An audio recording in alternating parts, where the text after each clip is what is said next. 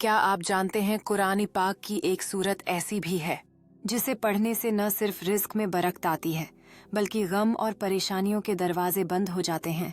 जी हाँ, ये है सूरत फातिर, वो सूरत जिसे फरिश्तों की सूरत भी कहा जाता है।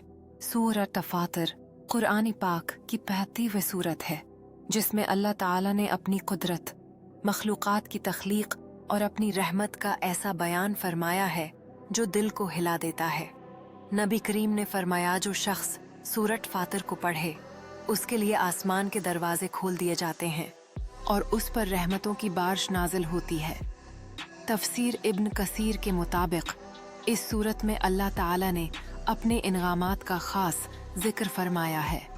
सूरत फातिर की तिलावत दिल के सुकून के लिए बेमिसाल है।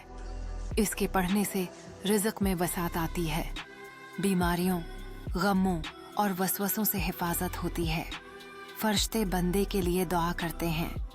दिल को छू लेने वाला पैगाम जब इंसान फातिर अस्समवात वाला अर्द यानी आसमानों और ज़मीन के पैदा करने वाले को पहचान लेता है तो वो दुनिया की हर फिक्र से आज़ाद हो जाता है।